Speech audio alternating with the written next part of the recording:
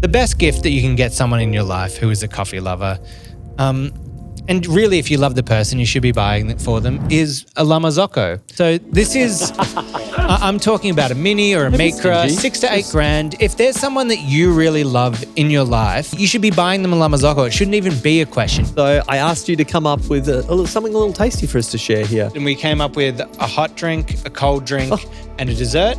Multiple options. Multiple options. We're going to try all of them here. The retail shelves in Australia are generally terrible. We focus so much on the hospitality, which is great, but we forget that people coming in might want to stock up on things. And so the retail shelf is some second thought that just gets shoved over in the corner.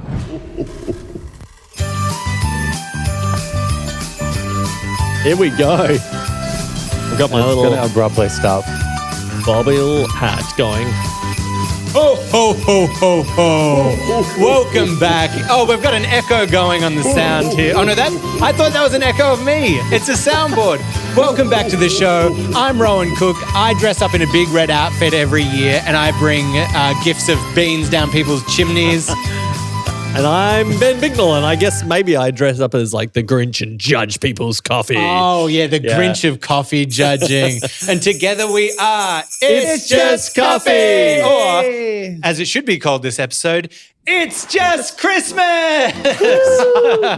I was really hoping people would just read me on that one and everyone just looked at me blankly. Yeah. I was waiting, didn't know where you were going with it. Going in. We have an amazing episode lined up for you. Merry Christmas. Yeah. We Happy made holidays, everyone. We made it. We are here. 2025. What a year it's been for all of us. What a year it's been for It's Just Coffee. Some amazing guests, some amazing people. And we're getting ready to dive into have a little holiday break. A little celebratory breather. Enjoy some time with family, friends, some delicious food. That's what I'm up for. Yeah, absolutely. You were telling me about this amazing jerked ham that you do. Yes. That sounds... Spicy ham. Spicy ham. No, I'm going to jerked ham. Spicy ham. Ben jerking the ham over Christmas. And a few seconds in and we're already into it. But Ben, can you tell us what we're going to be chatting about on this episode today? Yeah, well, look, we wanted to just have a moment to have some fun the end of the year, but talk about something that comes up all the time is when it gets to holiday season, we invariably end up drinking some crappy coffee. Oh, amazing food and some of the worst coffee that you drink all year. Yeah, we've got family coming around, or you're going to visit people, or you're road tripping. You've got like some different coffee going on. It's finding it hard to concentrate because Rohan is sitting here. He has got the Santa oven mitts wearing today. Oh, I think I look cute. You do look cute. Look cute. But yeah, we're going to teach you the best ways to brew coffee for the holiday break, wherever you are. If you're in a hotel, if you're camping, if you're at your family's house. Few tips there. Few tips on how to do that, which is going to be great. We're also going to talk about how cafes can kind of handle the Christmas rush and hopefully make a bit more money. Ben is an expert in this area, so I'm going to kind of hit him for his hot tips on what you can do in the holiday season coming about that. And then we've got some of our favorite gift ideas as well. So if you're looking for gifts for the coffee lover in your life, or if you're the coffee lover yourself, we've got some of the kind of affordable but great gifts that you can get. Yeah, if you're listening to this episode right now, which is probably coming out just a couple of days before Christmas, maybe you're a little late on the gifting side of things, but hey, gift vouchers work so well and you can just like say it's incoming. Yeah, don't poke holes in this. Yeah, people are just listening and want to hear the great tools of the year. Good stuff to get. Yeah, exactly. Yeah. And then I've made a few recipes for you. I've done a few lists that people can do at home. Beverages. We've made sure they're all easy. We've got hot for the people who are having a white Christmas in those colder climates. We've got a cold drink for those like us in Australia who are on the beach at Christmas. And then even a little easy coffee dessert, because we know that there's so much pressure around your Christmas dinner or Christmas lunch that something easy is always going to be a winner. Don't go anywhere. We're going to have a quick word from one of our sponsors, Apax Lab. Elevate your coffee experience with Apax Lab Mineral Concentrates. Apax Lab's precision-engineered formulas, including tonic, jam, and lilac, are designed to enhance the coffee's natural flavors. Not going to change it, it's just going to enhance it. It's going to bring out the vibrant acidity, the rich sweetness, or if you use lilac, it might bring out those delicate floral notes that you've been looking for. Trusted by world-class cafes and even barista champions, Apax Lab helps you unlock your coffee's full potential. Discover more at apaxlab.com. Wait, where was that again, Sonam? The internet. Oh, okay. Thought he was going to say the website. Thanks. We put so much effort into our espresso, dosing, distributing, tamping, weighing. But then in so many cases, a cafe will just take whatever milk they happen to have available and throw it in and call it a day. I know, and milk actually makes up 70% of all coffees ordered. So you could argue that great milk is just as important as great coffee. Definitely could argue that. Oh, I couldn't, I did. Our great sponsors of the podcast, Riverina Fresh, have a milk that is made for coffee specifically, and it's used by some of the best cafes around the country and, in fact, World Barista Champion. Yeah, this gold range that they actually have here was designed alongside a World Barista Champion to be richer and more indulgent to pair perfectly with coffee. If you want to check it out, they are doing a sweet deal for Australian-based cafes, and you can get a free trial. That's exactly right. You can get a free trial straight to your door. Just head to riverinafresh.com.au and see if your cafe is eligible. And why wouldn't you? Serve up the same milk as World Barista Champions. Today's episode is brought to you by our amazing sponsors at Eco Barista. The reason I sound like this is because they got massages at our stand at Mice, and so I'm getting a massage while recording this message for you. They're the best sponsor of the pod that we could have had. They have the best eco products. This probably sounds really pornographic, but it's not. I'm just getting a massage. They have the best eco-friendly coffee products. They got coffee bags that you can design yourself. They got cups. They got iced coffee cups. They got everything you need. So make sure to support them because they support us. Head to ecobarista.com.au and get 15% off your first purchase when you sign up. Oh, mama, that's good. Yeah, what a treat. Delicious. But I wanted to start off with the main one. I saw you put your Christmas tree up. Yep, I put mine up. It's my little baby's first Christmas, so we're going hard and we're putting up amazing decorations and doing all the little things with him, getting the Santa photo. Yep. But Christmas movies. I started like December 1st. Here in Australia, the sun's staying up longer. It's a much nicer vibe. It's still sunny at 7 o'clock in the afternoon. What are your Christmas movies that you're going to? Oh, yeah. Well, my wife, Elena, and her family are from the US, and they are super into the Christmas movie situation. Yeah. So we've got to, you got to ease into it. Can't go the absolute gold Christmas movies. Scribe is how you... You've got to, you've got We're playing ads. Our producer is so bored with our conversation taking a break that he's from watching Ben's Christmas YouTube movies. clips with ads. I was trying to get a fireplace going while you're talking. Oh, it's too loud though. It's distracting. The Yule I had it log. muted. All right, carry on. Okay, We're in the US. We're in the US and, well, we're not in the US. We're here in Australia. But when you're starting out on the Christmas movies, we actually started with About a Boy. Oh, I did the exact same thing. I started, it was like the 27th of November. I'm like, I can't go full Christmas movie yet. So Yep. I started looking up movies that were like Christmas was in the movie and About a Boy popped up. And Yep. let me tell you what, the British kind of rom-com comedy, like whatever, that era On is point. missed. That movie is so good. Yep. So heartfelt. It's because the British aren't afraid to go like a little dark with it and a little real yeah. and then have the uplifting moments bring you back at the end. Yep. So good. It's great. Look, I think our go-tos, we definitely hit Miracle on 34th Street. Yep. They're kind of the newer one versus the old one. Although we've watched both. No. That's a different one. That's Christmas Chronicles. Sorry, that's which is like a cheesy kind of family movie. Yeah. It's good. What Miracle about you? on 34th, the classic.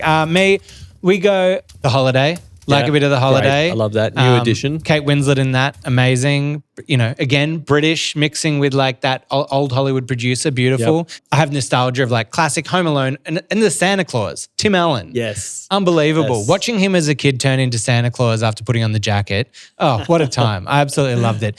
And then I go big on Elf, which I know you're not much of a Will Ferrell fan and I'm disappointed in that. What about you, Lee Ham? I am a fan of Will Ferrell. I love all the Elf ones, but I'm actually The Night Before Christmas, like Tim Burton. Yeah. Oh, I never got into that. I never got into the whole eerie thing. I really respect that. That's great because I always go, he's an incredible director. It's such a cool piece of production. I studied it at film school, but then, I just never go, that's not the vibe I'm after. Yeah. The great thing with like, if you watch Elf, and what I love about it is, I feel like there was just such a simple premise of Will Ferrell's character. It was like, just be a kid. Everything you have to do has to be a kid experiencing something for the first time. Because he's coming to New York. He's never experienced all of these things, and everything is just played like perfectly. Even like the love of like when he sees the like spinning door at the hotel, and he's like running around in that, and then he sees the sign out the front of the cafe. It says "World's Best Coffee," and he runs in. He's like, "Congratulations, guys, you did it!" So good. Anyway, Christmas movies, fantastic. Drop I'm us big on it. some of your top tips. What should we be watching? Yeah. Okay, but let's get into it. Let's talk about the travesty of Christmas and holiday season coffees, which I don't know what it is. We go and we visit in-laws, or we're at a friend's place for Christmas, and you have all this exceptional food and delicious beverages, and you just end up saying yes or just having some terrible coffee there. Oh, mate, there's terrible coffee across the board. Whether you go to an Airbnb and they've got some, it costs you a fortune, but they've got a $10 Kmart coffee maker. The moldy mocha pot, there's this old world where people believe that like all the old patina, like gross coffee muck inside there is adding depth and flavor or something. And it's just the nastiest coffee that you've ever had in your life, or just having terrible. People believe, Liam's looking at me confused right now. There are people who believe that all that like muck and stuff inside old mocha pots, they're like, no, you don't ever wash it. You just rinse it with like... It's not cast iron seasoning. Yeah, it's not cast iron seasoning. Season coffee and obviously stuff. I know there's like, you can't use certain like dish detergents with like the aluminium in that, but if you wash it immediately after using with water, hot water, and get it out, scrub it out, you can get it clean. None of this like old gucky buildup in there that's gross. So yeah, let's talk about a few of the ways that we recommend that we've experienced of like the best ways to drink coffee. Problem solve over that period. Where should we start? Well, I reckon for a lot of people, holidays start like road tripping, right? Or like a little bit of traveling. So you're out, you hit the road, you're going somewhere, and you need to get caffeinated on the way. Maybe the pit stops don't have good stuff. The destination might not be good. What do you reckon some ways people could have so good basically coffee? this will be like, this is the foolproof guide to make great coffee if you're out on the road this holiday season and you want to make something that doesn't suck. Yes. So where would we kick? So if you're like traveling around, are we talking like you're at the house or you're on the road here? Like where? Like, let's go on the road first. Okay, well you hit me with on the road. I got some good ones for the house. Well, obviously you want to pre-brew. Yeah. Do some great filter coffee or espresso and get it in that thermos, get it in a hot cup on the road. I reckon this is where specialty instant can really be a great hit. Because you might not have time to unpack all your gear, as you're driving somewhere. But you can stop in at a lot of places and get a cup of really hot water to just add to your specialty instant. Yeah, absolutely. So there's some really good stuff out there on the market. It generally doesn't have as much of the acidity and kind of maybe the vibrancy that like a fresh cup would. Yep. But I think if you can find something that was a naturally processed specialty instant, so there was a natural Ethiopian or something like that, because all of those fruit characters tend to really hold up in terms of flavor, even without the acidity. Yeah, great. Kind of goes more into that like hot, but that more cold brew vibe of getting that like smoother, rounder kind of flavors. And if you can get that natural processing in there, you get some nice fruit. And we've seen a huge rise in ready to drink options out there these days. So canned cold brews and different coffees. So find your favorite canned or bottled kind of coffee beverage and stock up, have a little cooler in the back of the car. Which that actually leads me to an idea for an episode later that I want to do for you. And maybe it's like an ongoing series, but because you're obviously a Q grading expert and you are a World Barista Championship judge, I like the idea of looking at like all of the mainstream coffee things and getting you to assess all of them as you would as a World Barista Championship judge. So we could do the chain coffee episode where we go around and you do your score sheet, your judging, you balance out all the, what's the acidity, what's the sweetness, what's the aftertaste. Mystery shopper style. Yeah, and do all that. And then you could also do it for all the ready to drink. We could go buy the full ready to drink canned beverage line at a shop and then just get you to one by one go through and judge based on that, which could be really fun. Another one is when you end up in like, let's say you're going away on a family thing, whether it's maybe a family lunch or even like a holiday for like 3 or 4 days away at a house. My go-to easy one is just the French press, because you've got a lot of people there. You can get like giant French press, like a liter or above. And then it's just as simple as cupping. It's just putting in the ground coffee, filling it up with hot water. And if you follow the ratios and timing, you're going to make a great cup. Yep. And so this is like if you kind of arrive to someone's place, they've often got a French press. It's kind of, especially in Australia, it's kind of a random thing that a lot of holiday houses and stuff have. And I reckon in a lot of North America, to be there is a very similar kind of thing, or the Krups brewer that are around in a lot of places. Yeah. And then another pro tip that if you're someone that like finds French press can sometimes be maybe like a little bit muddy, or maybe there's a bit too much texture. If you have a filter paper or something like that, you can just run the French press like through a V60 or something. It makes it a lot cleaner as a French press kind of drink. The other one is, and I'm not the biggest fan of it, but in this situation, I think it can be a lot better than a crappy, pod machine or whatever. Is just make a cold brew. Again, make a concentrate. So follow the recipe. So then you can make a liter, but really it's 2 liters because you're going to dilute it with water afterwards. And for those who don't know, basically you can make cold brew, which is ready to drink, or you can make a concentrated one with double the amount of coffee. And then when you pour it, you dilute it with 50%, like half water, so that it's ready to go. That one is you wake up in the morning, it's ready to go. You can serve everyone and you're not faffing about in the kitchen and making a mess and trying to do it there. I think it's definitely the secret hack for pretty much all of these kind of situations that you're in, is just batch up some cold brew. And I love the idea of doing it as a concentrate, because then you can either add a cold kind of bypass to it or a hot. So if you want something hot, just cut it back with some boiling water and it's going to kind of warm it up. You can add some milk to it. So it's kind of a really good base for whatever you want to use. Yep, exactly. Do you have a recipe that you often follow for that? I think it's like a 1 to 8, 1 to 10, or then, if it's a concentrate, just for that as a basic kind of principle. And cold brew also, like if you got some coffee that's kind of going out of date or maybe a bit too old for your espresso or whatever, that is the perfect time to make cold brew, because you're not getting that high acidity, higher notes. You're getting a smoother, syrupy drink. Yeah, question. Do you have any recommendations on the kind of flavor profiles that you go towards for that? Like if it's just sitting there and you're not getting the acidic thing, do you want to push acidic things, or do you want the nutty espresso kind of darker stuff? That's a good question. Yeah, so if you haven't done cold brew before, I guess we can explain it for people. It's super simple, because it's literally just coffee plus water at room temperature or cold temperature for an extended kind of contact. So you can put it into a jug, into a Tupperware or whatever it might be, store it in your fridge like overnight. So you're basically steeping it cold temperature for like 12 to 24 hours generally. Right. And in terms of the coffee that you want to choose, again, my preference is generally go for a filter roast coffee still, but go for a natural processed coffee with all of that fruit and the boozy kind of character. It's kind of nice, celebratory.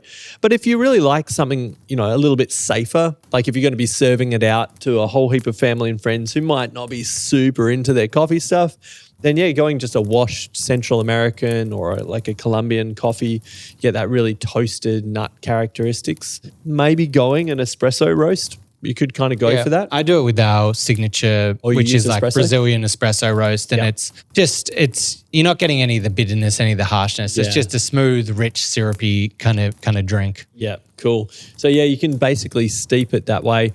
And the cool thing is, if you don't have, you don't need any real special equipment. You just need a container that's going to hold the volume of coffee and water, and then a way of filtering it afterwards. And if you're kind of careful, you can use like a really fine sieve. Maybe line it with some of the muslin cloths, like the cheesecloths, just to get any of that out. Or as you said, pour it through like a paper filter. And if you get like super nerdy, me and Jamie, friend of the show, actually did some like recipes. We've done like a sous vide cold brew, so keeping it at that consistent temperature overwood. We've done like a 50-50 cold brew where you actually start with hot water, then go to cold, because the idea being that you're going to bring out more of those higher notes and that kind of thing in like the coffee. Like a crash chilling kind of. So you go from like hot to extract those elements that you want out of the coffee, then you go for that longer sitting immersion time. Favorite? The sous vide was really good in that kind of. They're both. I mean, it's not my favorite drink. It still wouldn't be my pick of choice, even at its best. But also, to me, a cold brew and ice and milk on like a hot day, I'm not even drinking coffee. It's like a different world that I'm in there where I'm getting it. Yeah. And I think for us in the Southern Hemisphere where we're going to be having a hot Christmas, often like folks are out there, it's mid-30s. You've just had like a lot of food, a little refreshing, just a small cold brew cup is a great way to go. And then if you're kind of like by yourself or you're in a smaller situation, so let's say you're in a hotel or you're only traveling just with like a couple of you, there are a few that are kind of work, I think, that work best as individuals or two people. Yep. One, I think that the Clever Coffee Dripper is a great one. Yep. You're a big advocate of the Clever Coffee Dripper. So simple, so easy, and kind of durable. They're made of plastic, and they're basically like your favorite of a French press, but just a smaller. They kind of can get about 350 mils, I think, into them. This is kind of like a mix of immersion with pour through. It's essentially, it's just you put a paper filter in, all your coffee, all your water, it steeps, and then you just pop it over your mug or your jug, and it drains out at the end. So it's pretty much an immersion brewer. Then you can just like take the filter paper out, the spent coffee, and just pop it in the compost and you're ready to go again. And then you got the parachute bags, which just feel like the great alternative to pod coffee. Like I had one this morning. Yep. Oh, did you? On my drive in to the podcast this morning, I kind of cracked open a little parachute bag and dripped it before I hit the road. Yeah. And it was great. And it's, for those who don't know, it's just these basically little single-use bags, and it's basically like a mini pour over. It's like you open the packet, it's just like a filter bag with coffee in it that kind of expands open as you pull it, and you place it over your cup and you just pour the water through it like you would a pour over. I reckon it's like the next step up in quality from the specialty instant. Yeah. You've got specialty instant, which is tasty and good and it's like super easy, it dissolves away. Yeah. And then the next step up is to go one of the parachute bags where you can do a pour over. It's pre-ground, but some of them can be really, really beautiful. Yeah. And then the really nerdy one for like the absolute coffee nerd is we live in a world now where you can make a pretty close like milk-based espresso beverage without an espresso machine on the go. We've got things like the NanoFoamer Pro and the Dreo, which are the milk texturers that have taken it to the next level. Like these are milk texturers where you can pour latte art. Like the milk is that silky. And then my two best ones that I've experimented with, you can look it up on Golden Brown if you want to search AeroPress espresso recipe.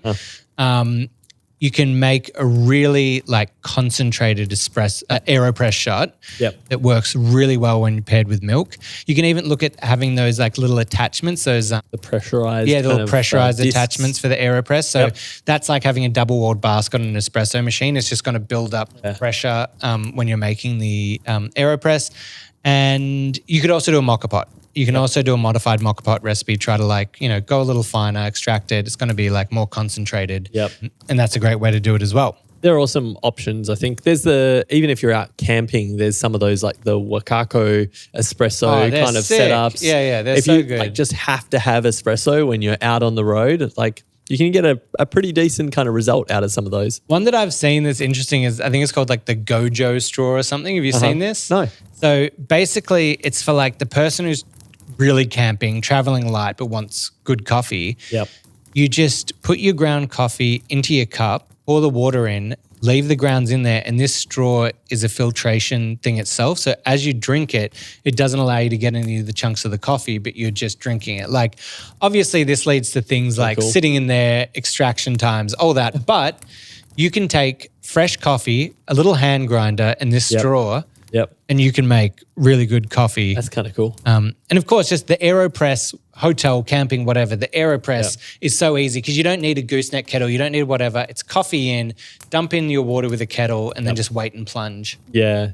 So I reckon if we were to summarize for people, if they're kind of out on the road, then some of the really portable things that don't require gear, like especially instant, the parachute bags, or maybe kind of pre-batched kind of cold brew or even hot brew in your thermos, depending on how long your road trip is or your camping session.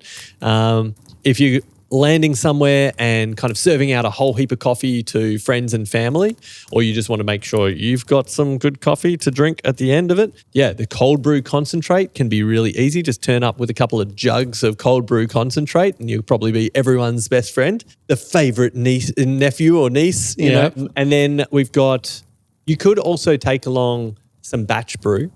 I've kind of seen that happen before. Maybe I might have done that before, where I'm just turning up with a whole airpot, pump pot. The old nonna that's there is like real pissed off. This is the boy bringing the batch brew in my house. I make it a mocha pot. Yeah, they get a little offended. Yeah. But I guess, as you're saying, check what brewing device is at the location you're going to be going to. So is there a French press or a mocha pot there? Probably pack yourself a little grinder. So whether it be a little hand grinder or a small kind of domestic grinder. My favorite hand grinder is just saying at the moment. It's not on my 5 list later, but it's the Time More have really elevated the craftsmanship on those things. Like they feel good, they grind well. It's a good little device though. There's some really good kind of hand grinders out there now. Yeah. And then otherwise, just make sure that you're packing some great coffee. What do you do, Leham? Oh yeah, great coffee is the number one. Support local, buy great coffee, and it's going to taste good. Yeah. You take smushed beans and put good smushed beans and put good, water in it. You're good. Okay. You're going to be fine. Yeah, I got a little hand grinder, and I use the V60. That's kind of the go-to for me. Yeah, I'm easy when it comes to that. You are. Yeah, I reckon to make things like Christmassy, I would kind of more add things, which I think we'll get to later. But making like a little Christmas something that you add in, flavor-wise, like whether that's like cinnamon, like rosemary, some sort of yummy add. Yeah, that's a good way to go. And I know I just can't keep my eyes off it. So we talked about I'm wearing these Santa mitts, but Ben has a little Santa hat on with the headphones, and it's kind of real floppy and fringy. And I'm just getting these 2006 emo vibes.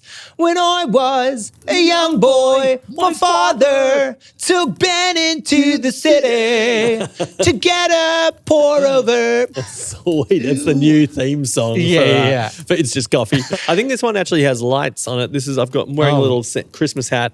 I think it's got lights, None of but this no stuff battery works in here. there. We've got lights on here that aren't They working. were lights. They were lights. There you go, in a past life. All right, Ben, we've got the Christmas time and the holiday season. Yep. For cafes, for everyone else, it's great, we're going out, we're getting this. For cafes, it can be pretty stressful. It's the time of year where you're rostering staff. You don't know how busy you're going to be. How much are you going to sell through? How much are you going to go through? You're a strategist. You work with a lot of big brands. I know often on bigger scale things, but you've done a bit of stuff working with cafes and that. Can you give me your top 3 tips to help a cafe succeed during the holiday season? Oh, good question. Okay, so my first tip, which is probably pretty obvious, is drop a specialty drink, a seasonal specialty drink onto that menu. It's a really easy addition. You can have a lot of fun with it depending on where you are in the world and the flavors that people are interested in.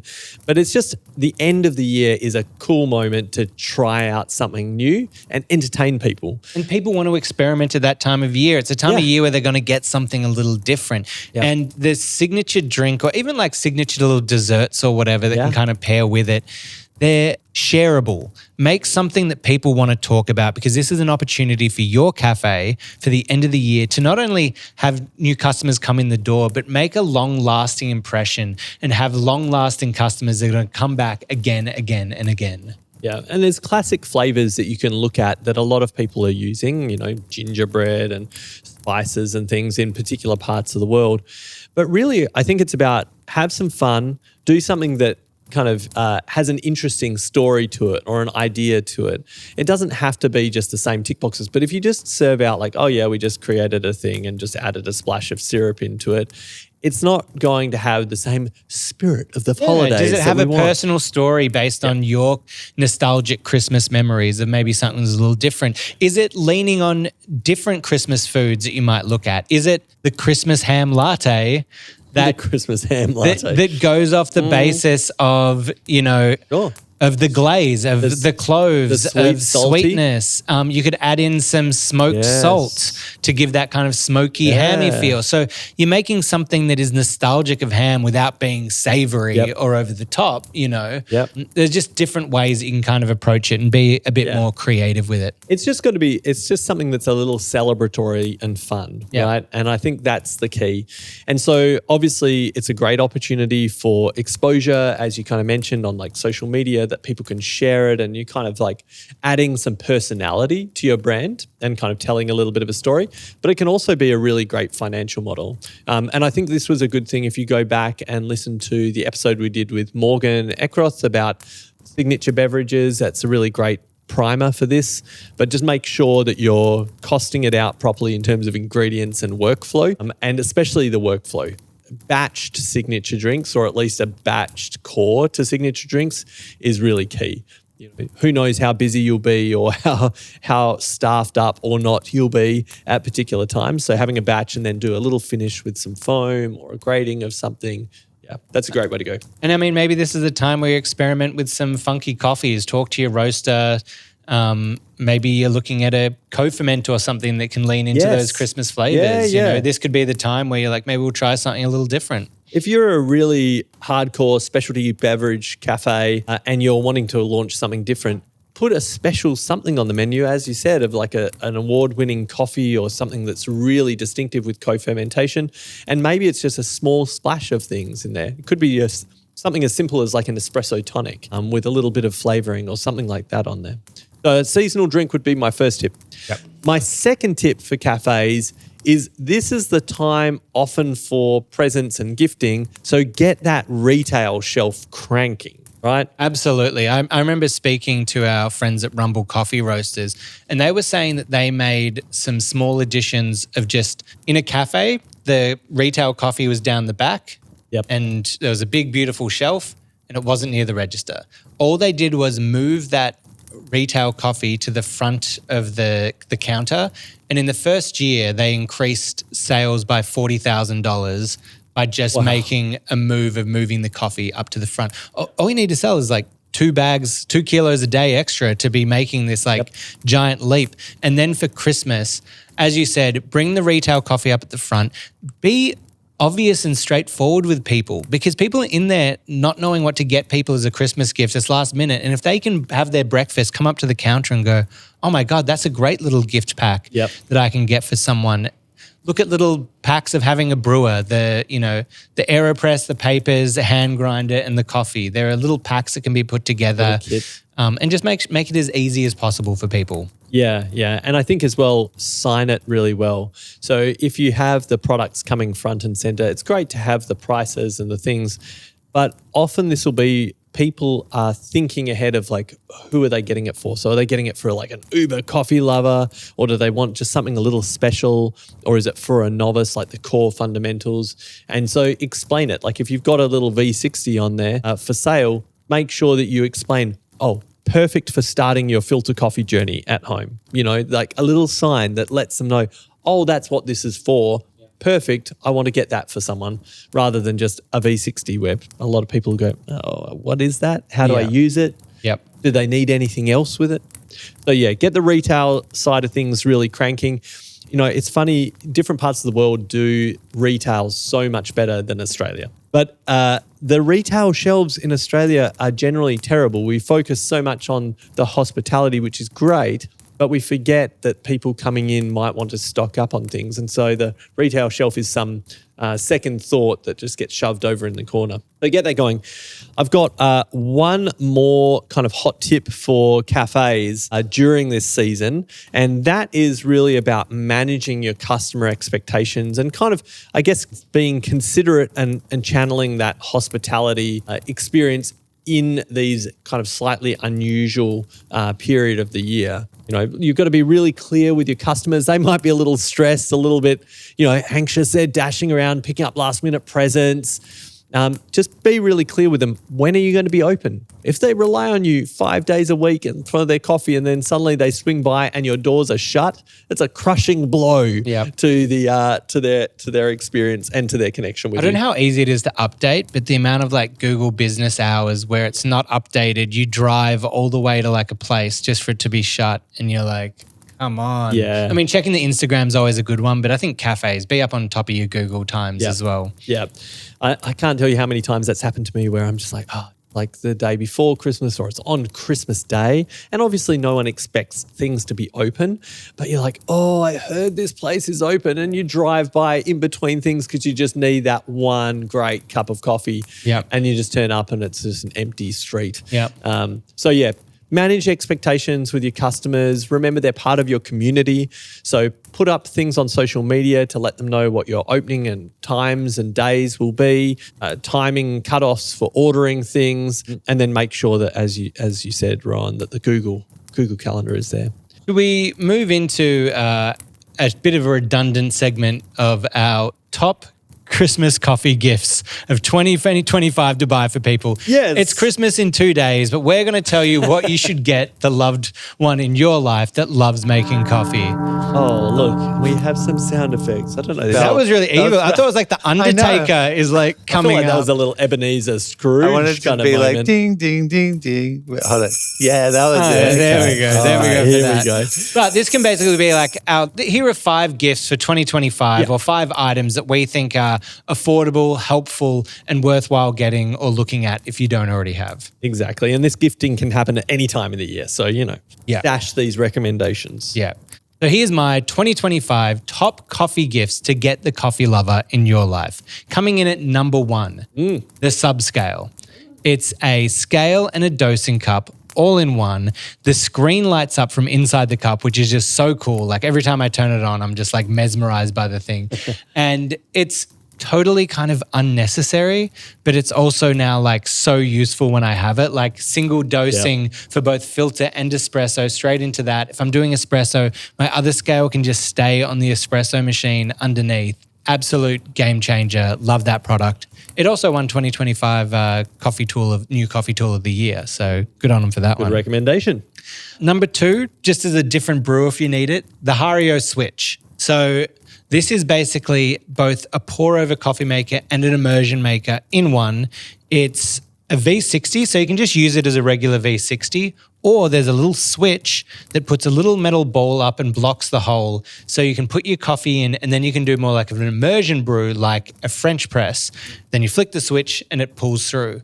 What I also love about this is you could start looking at mixing both methods to bring out clarity in the cup or to bring out mouthfeel. And you could do an immersion brew at the start, let it run through, and then continue with a regular pour over as you kind of go. And I've seen some people in competition doing that. So I think that's a really cool kind of brewer that is multi-purpose and easy to use. Well, it's also fun because some people might have played with one particular technique like immersion or pour over, but this kind of allows you to experiment with everything. Exactly. Number 3 is the Apex mineral concentrate drops. Drip, drip, drip. We've seen them win the World AeroPress Championships. We've seen Simon win the Australian Brewers Championships with these. These guys are innovating and pushing. And also, it's the nerdiest coffee thing that you can buy, but you have to put in 0 effort to use it. Yeah. Like it is so nerdy with like mineral balance concentrates. It's going to bring out sweetness. It's going to lower acidity. It's going to do whatever. But all you have to do is take a little dropper and go blip, blip into your coffee and it's done. So that's a really nice one. And I think this is for the people that are pretty well versed in making filter coffee. Mm-hmm. And this is when you're wanting to like push it that 1% better, that extra step that's really just, elevating it. Or just someone who wants to see how manipulating the coffee kind of makes it taste and where they can go. Well, that's what kind of, I think it's a great present because you can get the pack with all the different types of drops. Yeah. And I think even for someone new to coffee, it's kind of exciting because you can immediately do side-by-side tasting. You can have a brew and pour a little bit out and then into a different cup, drop some of the Apex in and just see what sensory difference is it making. Yeah. So it's a fun way of easily tweaking and exploring different parts of the coffee. And there's also the caveat on this show that yes, Apex are the sponsor of the show. We should mention that. As we look though at our sponsors, the thing when you like speak to people and like, the reason they're our sponsor is because they're renowned in the coffee industry. I love what they're doing. And we've gone to them and been like, we love what you're doing. You should do something. You should work with us. And they're like, yeah, sure. So I do, love what Simon's doing over there. And he's also just such a sweetheart, and shout out to Simon. The next one. This is for the beginner coffee maker, or it could be the more experienced. It's the Normcore pressurized tamp, or any of the pressurized tamps. Why this is so good is when I've seen so many beginner coffee makers, tamping and the pressure, like some people are barely pushing down, some people are doing it half sideways. This is great because it just removes so many variables from that puck prep situation, right? You've got a pressurized tamp, so it's the same force every time you push down. So that variable's gone. Yep. You know that is the same. But it also has a lip that sits on the top of your portafilter, so you can't tamp sideways. It only tamps straight down. Automatic leveling. So it's level every single time. So there are two variables that you're removing without having to do anything. Super great for a beginner, but also if you're a pro, just consistency as well. If you just want a consistent result, and if you're tasting something different in the coffee, you can be like, well, I know it's not the tamping. I'll go look at these other variables that I can play with. Yep. I think that's a great addition to anyone's setup. And then the last one is for, this is the new world. This is for the coffee nerd and what you're doing. It's the new step down baskets. So there's a bit of like talk on the internet right now. Lance is kind of leading these conversations where they're saying that a deeper basket with a smaller diameter is actually going to produce a better tasting espresso than the regular commercial 58 meter portafilter or the 58 millimeter basket. So these baskets start at 58 millimeter and then come in and turn into a 49 millimeter really deep long basket. So you're getting a really deep puck. What this means is you can grind coarser, less channeling, more even extraction, and it's just easier to brew with. And as well, you don't need the best grinder in the world to make it work. So you can grind that little bit of coarser and still get a really great cup. And from the studies they're doing, they're finding like a lot more, and by studies, I mean trials, whatever. They're finding there's a lot less astringency throughout the coffee as well. And you're getting those like less desirable notes. And there's probably a wider room for error, right? If you're a little bit off here, a little bit off there, it's kind of harder to make a bad shot with these. So if you have a 58 millimeter or you're looking at like wanting to do that step down, you can try that. The funny part of it is a lot of those cheaper machines, I mean, they already knew it. They made smaller portafilters, they're 54 millimeters because they know that there's less chance of channeling and the grinder doesn't have to be as good. So, I mean, the machine manufacturers are kind of on it.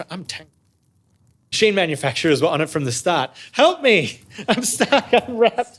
He's having some headphones issues and he has no, like he's losing got opposable thumbs, but that's not about very it. much. Yeah, it's kind of a crab. I'm like The panic. Yeah. So yeah, that's my top 5 kind of affordable gifts that you could kind of get. But I do have the best gift that you can get someone in your life who is a coffee lover. And really, if you love the person, you should be buying it for them, is a La Marzocco. So this is, I'm talking about a mini or a Micra, 6 to 8 grand. If there's someone that you really love in your life, you should be, and they love coffee, you should be buying them a La Marzocco. It shouldn't even be a question. It's not that much money. It's going to make them so happy. And that's my affordable coffee tip of the year. You put a price on happiness? I don't think so. All right. Well, I've got some good gifting ideas here. Hit me with your best gift. And going from the La Marzocco, I'm going to reverse the speed there. And my first gifting suggestion for this year is the Clever Coffee Dripper. We just talked about it before. We're battling it out with our drippers. I've got the Switch. You've got the Clever. I know. Mine's full immersion, so it's not really a competition. I just think this is a great, very affordable option for anyone who wants to start into filter coffee. Yep. Right? If you're like, oh yeah, I want to do it, but like a French press is a bit muddy and a little bit hard to control. The Clever Coffee Dripper, super portable. It's plastic. It's pretty affordable. Put a filter paper in and you can get some really great tasting coffee out. You're not having to look at like all the pour over recipes of like, how many pours are you doing? How long's this? How long's that? You know, pop it in, you know, you do the bloom obviously still, and then just fill it up with water and... It really is very clever. Oh, it's a Clever coffee dripper. That's it. All right, number 2 is actually a little serviceware here. The Hasami mugs. I don't know if you've seen these, but they're a beautiful brand of handmade Japanese pottery. Oh, I have not, but I want some. So good. The Hasami mugs. You'll find them, they're kind of distributed in a lot of places around the world, but they just are simple and clean, beautifully textured. They're stackable. Just a really lovely kind of gift to give someone who wants to have that little mindful moment with a beautiful piece of pottery. I thought you were going to say the golden brown perfect cups. Oh, yeah, that handmade ceramics, stackable on your counter. The perfect ratio of milk to coffee. They're great for pouring latte art. And fit Hasami, sure. Sorry, just let me down on this. And my second suggestion is the golden brown cups. Yeah. My third gifting suggestion is to pull out all the stops on the scale front and get the Akaya Pearl S. Ooh. This is like the creme de la creme of coffee scales. Yeah. You'll see it on all of the World Brewers Cup champion It's stages. the big fatty, right? Yeah, it's the one that looks like a kind of like an Apple TV supersize, Yeah. And this is just like got everything that you need, super fast, super reliable. It's got brew guides loaded in there, so you can kind of get advice. Pairs with your phone, has like an app, so it's got everything from just core fundamentals of getting your brew ratios and your timing of pour overs really set up, all the way through to much more advanced stuff. And just big enough to have all the different types of pour overs that would fit on it. You could even use it for, your portafilter is going to fit on it if you're doing like an espresso one. It's big enough to do that. Yeah, I mean, and it just looks super slick. So it can just sit on the kitchen bench all the time. Yeah, and then not that now I feel like I'm being like a Time More fanboy, but just from I think just the affordability. If you're looking on the other side, looking at like the Time More mirrors and like some of those scales that they have, I think they're a really good like entry point if you're, maybe more so like for that one getting into espresso. Yep. But yeah, some of the more affordable kind of stuff that works well. But the Akaya ones are just like, I've got the Luna. Yeah, it's pretty sweet. Yeah, it's I mean, sexy. they're great bits of equipment. They do seem a little more expensive, but they're just going to last a lifetime. Also, I That's feel the way like to go. it's the only scale that I've owned over the last 3 years that has still worked 3 years later. Yeah, exactly. It's a rough environment. All right, my suggestion number 4 for the holiday gifting season is a subscription to Stand Art magazine. Ooh, Stand Out magazine. You're trying to stand out. It's a Stand Art. Oh, Stand Art, sorry. Yeah, Stand Art. That's fine. These things they kind of feel like coffee table books. They're almost like a design magazine, they're but sick. for coffee. They're so beautifully produced, and they're packed with awesome long form stories about coffee and travel and like the culture that surrounds it. So you can get a little subscription of that for a coffee lover in your life, and they'll kind of have something that keeps coming throughout the year, which I think is always a nice little addition. But yeah, beautiful mag. The gift that keeps on giving is always great. That's it. And number 5, my top suggestion here for a little coffee gift is jump online and go to Lohas Beans. Oh, yeah. Yeah, these guys we had on the podcast recently. They're an incredible export company out of Colombia, and they are doing competition level coffees that are used World Barista Champs kind of worldwide. It's amazing, incredible stuff. And they now allow you to buy small packs of these competition level coffees direct from their website. Unbelievable. Yeah, it's pretty special. You and I were drinking some of those. Yeah. And they're just the kinds of coffees that you put in front of someone and they're like, what is this flavor that's coming out? Absolutely. And it was so good speaking to him and hear about all the innovation and tech that they're putting into like processing and working with some of the best producers in the world. Being able to get that at home, amazing. As we said, if you buy it and it's expensive, freeze some of them off. Do little single doses. A little treat. Keep them for throughout the year. Yeah, what an amazing gift.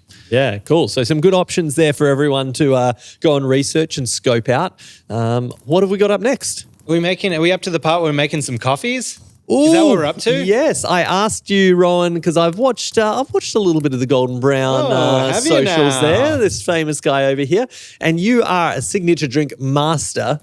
So I asked you to come up with something a little tasty for us to share here. I did, and we came up with a hot drink, a cold drink, and a dessert. Multiple options. Multiple options. We're going to try all of them here. We'll talk through how to make them, but also I'm going to be releasing these as Instagram reels with the recipe and that. So they'll be in the show notes, and also just head over to IJC on Instagram or to Golden Brown, and you'll be able to see these recipes and try them at home for yourself. Love it. All right. Love that stuff. We're just going to take a quick 2 seconds because I'm going to get the stuff and bring it out. Here's some we prepared earlier.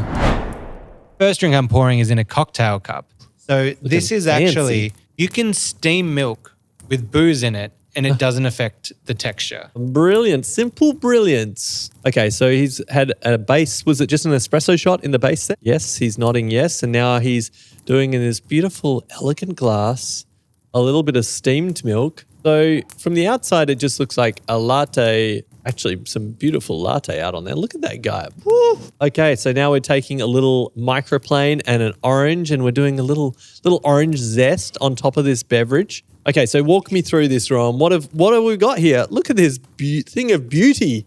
So it was something that I actually experimented with and learned earlier in the year, that you can add alcohol to your milk Yep. before steaming it, and it doesn't change the texture or consistency at all. Okay. Not only that, but people might be like, oh, well, you're cooking out the alcohol. I think alcohol doesn't cook out until, I don't know the exact numbers here, but it's like, let's say above 70 degrees or 70 whatever.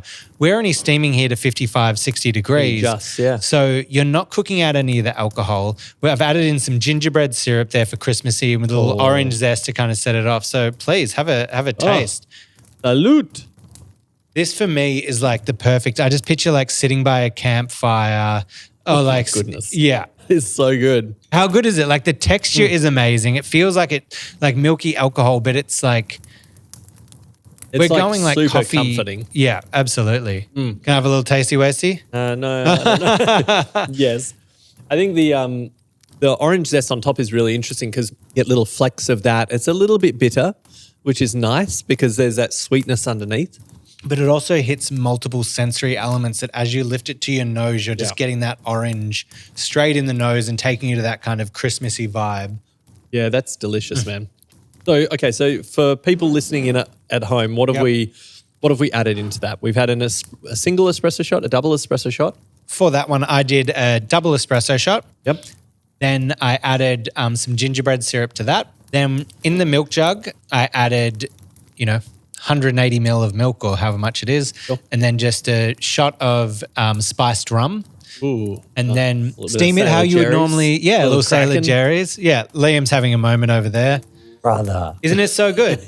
God. So if you have like a coffee machine, a little Breville or whatever at home, you can be whipping those out, and it's like it's to be honest, it's like more balanced than an espresso martini or like any of those things. You'd only want one because of the milk-based side of it, but especially in those colder climates, if you're sitting like, you're in a snowy area, you can imagine yourself in like the Scando somewhere or New York City.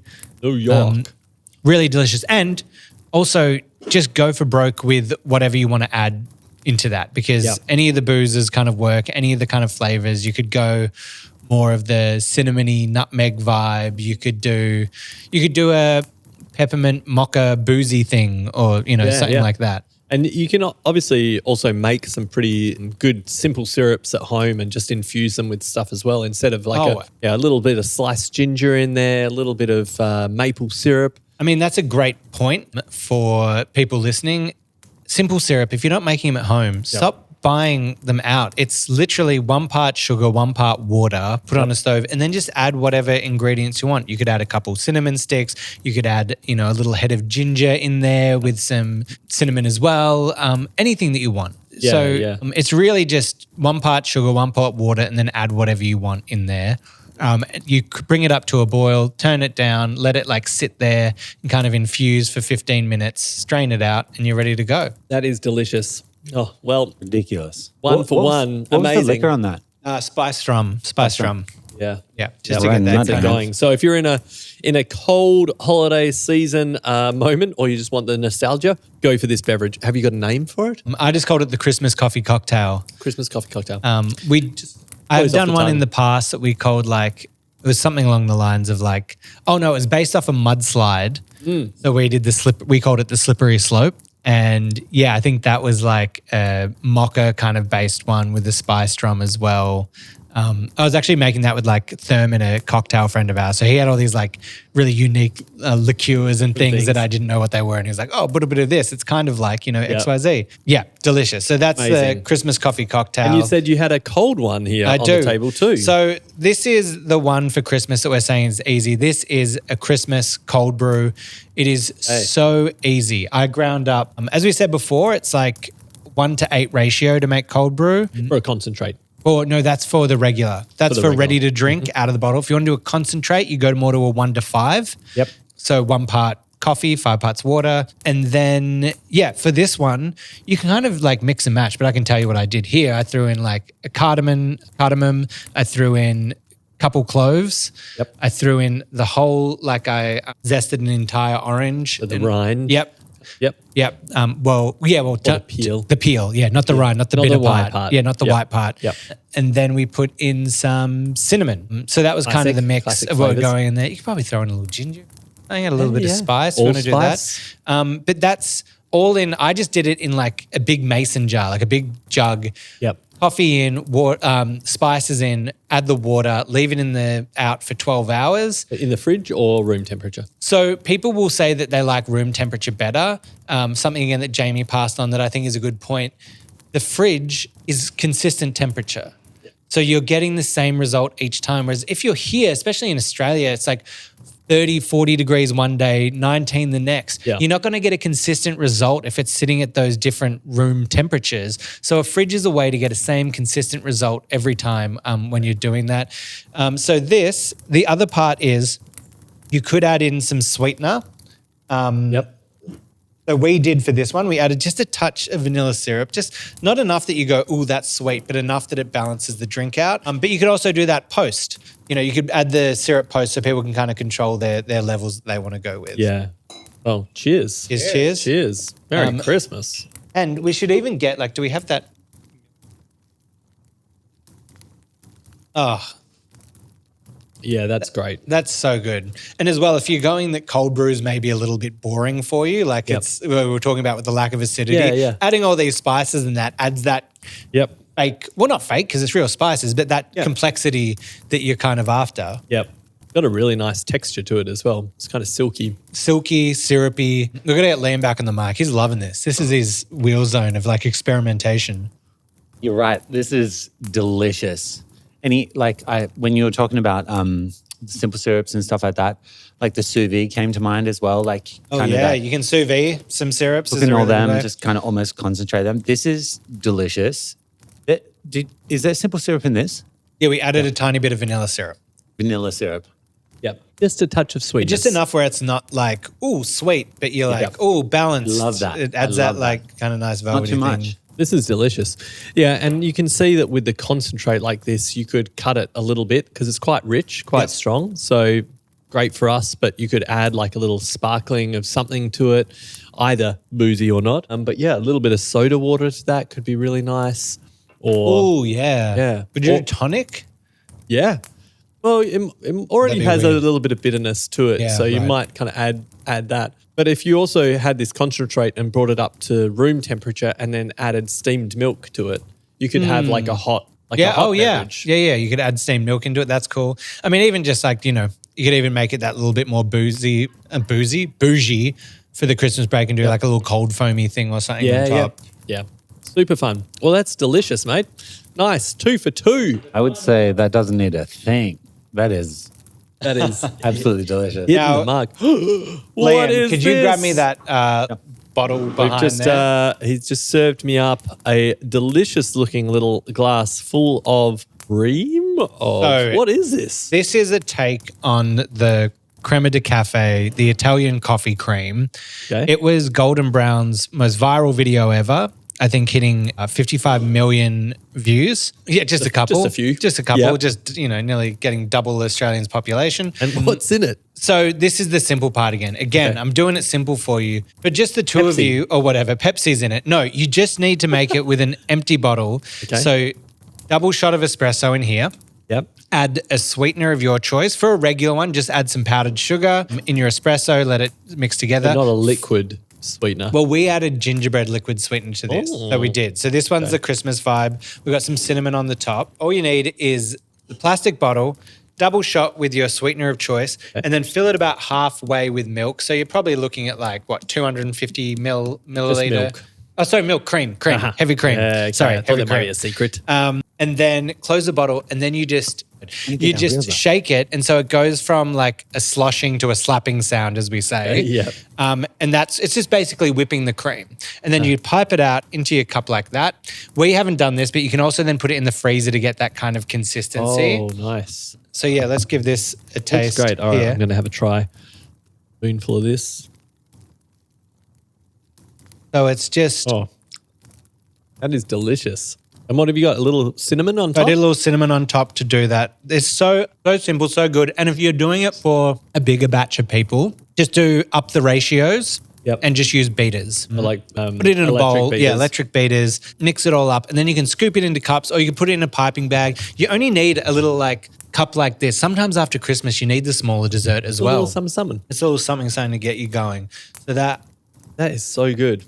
so easy. Yeah. Those are my 3 coffee recipes. That's easy amazing. to follow. Again, there'll be reels up of each of those. So if you want the full recipe and see, sometimes I like a little visual demonstration of how to do it as well. Yeah, of course. So that'll be on there as well. And that's Great. Yeah, absolutely. Great solution. Have And some fun with the drinks, right? Just get out absolutely. there. Experiment. Try some stuff. Yep. It's a good time to be trying different things out in the kitchen for sure. I mean, that's probably the best cold brew that I'm like actually like enjoying and being like, I'm going back for more. Yep. And sipping on that. Yeah. Man, I'd also just like to finish off the episode. We should just say some nice thank yous, some nice Christmas wishes. My first one would like to be, Ben, to you. Oh. Because you came in earlier in the year. We had passed cross but not really known each other. Not only would I say that you're an amazing co-host with so much knowledge and so much wealth of knowledge to share with our listeners, but you've also become such a good friend. I love sharing our family stories with one another. I was in the hospital recently and Benny Boy was there checking up on me, messaging me, asking about my family. So it is so nice to welcome you into the IJC family, but also into my personal family and friendship group. I've loved having you here this year, man. Right back at you. Thank you for such kind words. You're welcome. You're welcome.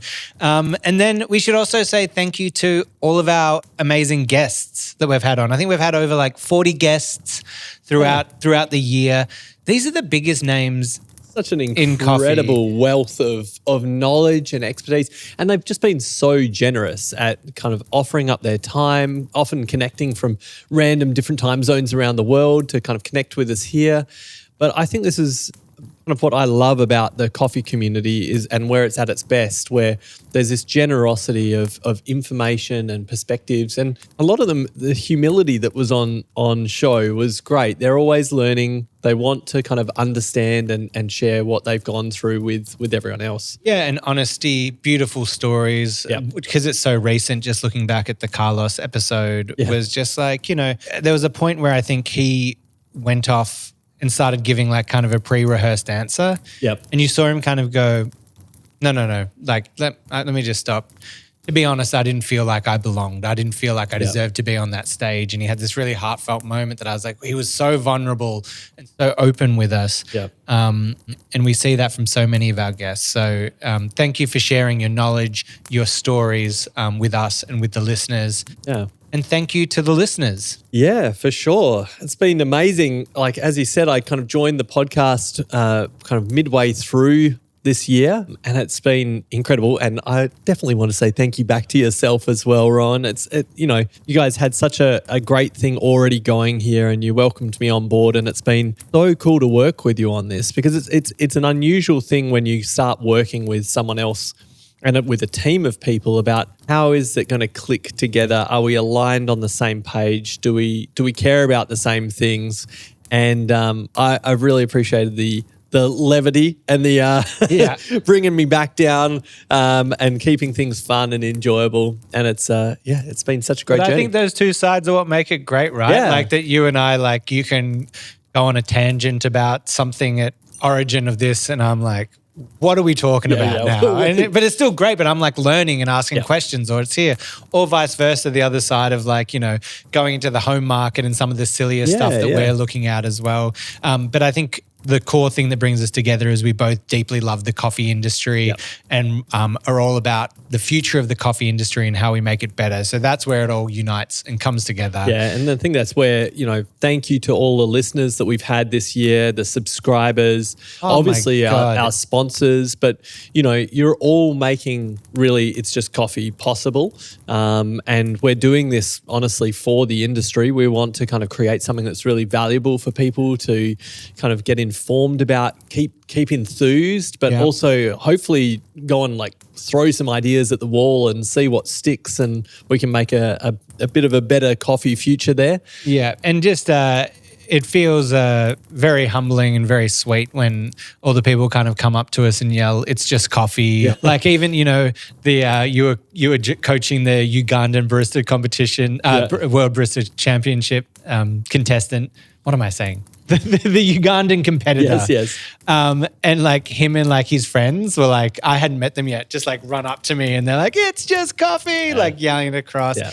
And all the cafes that we go into, all the great listeners that kind of give a shout out. We love hearing from you. Next year, and as we keep growing and as these listeners' numbers keep going up, we will be building in more of that community element to it. We want to start that open conversation with all of you and keep going with that. So yes, thank you listeners. And as you said, thank you to our sponsors. Yeah. Thank you to Riverina Fresh for sponsoring the podcast. Thank you for Apex Labs for sponsoring the podcast. Thank you for Condesa Collab, and thank you to Eco Barista for all being amazing sponsors of the pod. Yeah, part of the community. And as you said, Ron, next year we've got an incredible year ahead. We do have one more episode that's going to be dropping before the end of the year, but this kind of feels like a nice little wrap up. Is the time of being nice and giving. The holiday season. The next episode is all going to be about looking forward. Yes. So right now we've got to be thankful for what we've done in the past. I like and it. 2026 is on the horizon. Bigger and better things. We love you all. Ben, I love you. Liam, I love you. Oh wait, sorry. I'm going to have to stop you right there. Don't turn off the podcast just yet. Thank you to Liam, who works so tirelessly behind the scenes. This dude, here's one little story I don't know if we've shared. He's always working very hard, but this one kind of personifies it. One night he's working on the episode. It needs to go out the next morning, and it's 1 a.m. Oh no, I haven't got this file, or this thing is corrupt and it's back at the office. And rather than being I'm just pushing back the podcast to launch in the afternoon, he drives into the office. He parks out the front, connects to the Wi-Fi, then he downloads it through the Wi-Fi from sitting out in his car. He also drives 40 minutes from the office. Oh my goodness. But then what happened then? Then you drove home. Was there another kerfuffle? Yeah, I did it twice. No. I got the wrong things because it didn't work. So got the I was wrong I was in things. the alleyway, hacking the mainframe with the laptop connecting to our servers and stuff. Man. And the commitment. The point being commitment to the pod. The reason it sounds so good, I sound so good in your ears. The reason there's all the beautiful sound mixing, all of the reels, it's all thanks to Liam. So Liam, hats off. Big love to you, Liam. Thanks, team. Nice work. Thanks for putting up with the learning curves of all the things. It's a beautiful thing to be a part of something as well and build obviously the broader connection to this thing. But as a creative head and being able to kind of focus all my kind of background into creating a pretty little beautiful thing with the team has been an absolute privilege. So Merry Christmas. Thank you. Make sure you know what a great Christmas gift is? Send someone the link to this podcast and get them involved, because we're making it bigger and better. We're going to be traveling all around the world for you next year. Yep. Send us an email at hello@itsjustcoffeepod.com. We've had some great emails coming through. Maybe we can talk about in the coffee break. Little mailbag episode that we can kind of dive in on. We love you all deeply. Have a very safe break. And make sure to drink plenty of good coffee. Happy holidays, everyone. And what was that note that Santa Claus left you? Oh, he said coal is good for filtering coffee, but not for tasting in it in your Santa stocking. I don't know. What am I saying? Yeah, well, Santa Claus is here, Ben, and you should come and jump on my lap. Oh, well, hello. Merry Christmas. Oh, don't Bye, you ever everyone. clean out Yeah. that chimney. It's going to take Mrs. Claus till next Christmas to get the soot out of this suit.